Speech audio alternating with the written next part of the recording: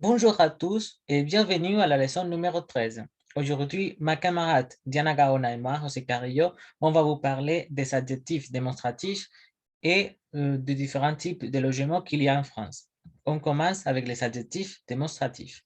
Alors, quand on parle des adjectifs démonstratifs en français, il faut prendre en considération les genres. Alors, en premier lieu, on a les masculins, que dans ces cas, on a ces deux règles.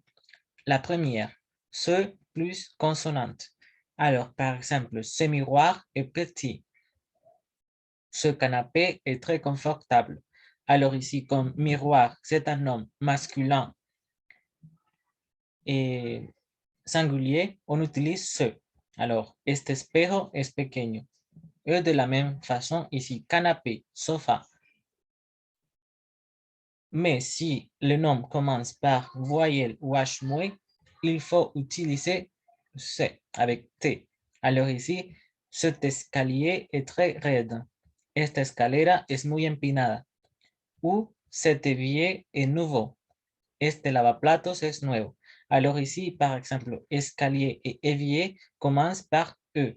C'est pourquoi on utilise ce. Mais au moment de prononcer, on dit cet escalier. Oui, on prononce, on fait la liaison entre l'adjectif démonstratif et les noms qui suivent. Maintenant, ma camarade Diana va continuer avec les autres types d'adjectifs démonstratifs.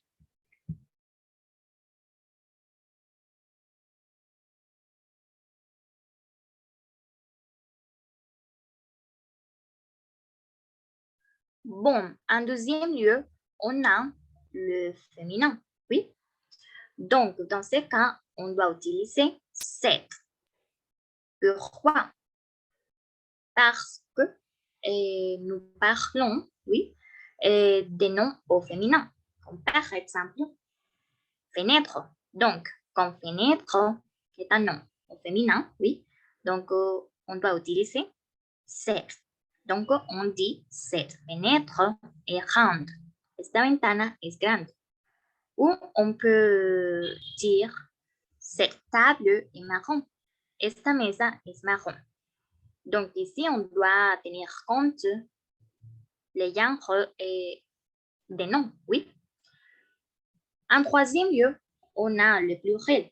Donc, dans ce cas, on utilise c'est au pluriel, oui, avec est à la fin. Par exemple, ces coussins sont rayés. Estos cojines son de rayas. Comme vous pouvez le voir, coussin est un nom au pluriel, oui.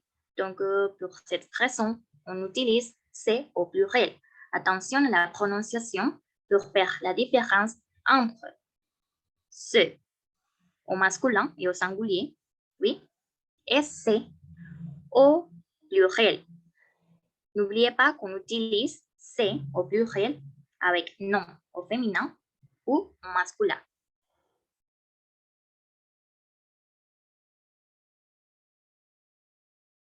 Passons maintenant à la partie culturelle. Alors, comme je vous ai dit au début, on va parler des différents types de logements qu'il y a en France.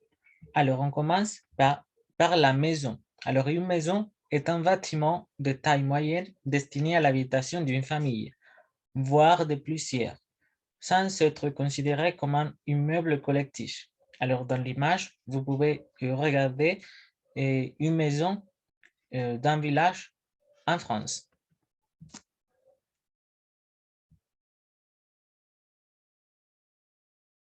Donc, le deuxième type de logement en France est l'appartement. Oui. Donc, un appartement est une unité d'habitation comportant un certain nombre de pièces et qui n'occupe qu'une partie d'un immeuble situé généralement dans une ville. On continue avec les studios. Alors, un studio est un appartement composé d'une pièce unique avec cuisine ou coin cuisine intégré, ce qui signifie que tout se trouve dans un seul espace.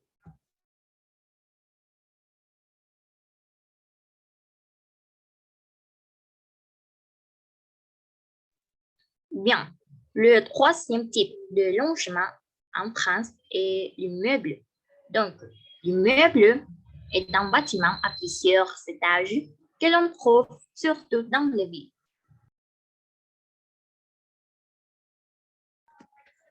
le conseil HLM, habitation à loyer modéré. Un logement social ou HLM est un logement construit avec l'aide de l'État et qui est soumis à des règles de construction, de gestion et d'attribution précises.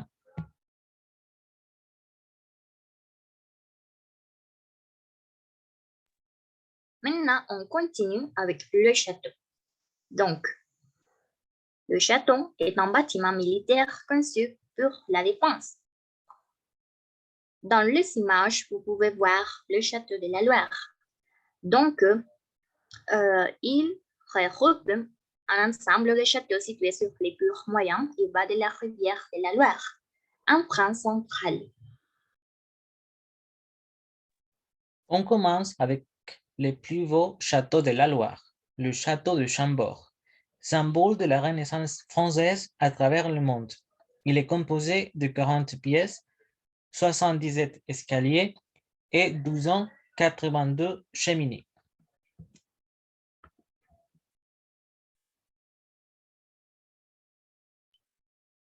Donc, maintenant, on a le château de Blois. Le château royal de Blois est un monument hybride. Son architecture composite saute aux yeux, du gothique à la Renaissance de François Ier, présidence des 7 rois et des 10 reines de France. Et ici, on finit avec le château de Villandry. On visite le château de Villandry essentiellement pour ses jardins. Alors là-bas, on peut trouver les jardins d'ornement, le jardin de musique, les jardins des amples et les jardins du soleil. Alors, merci beaucoup pour votre attention. À la prochaine fois. Au revoir. Au revoir.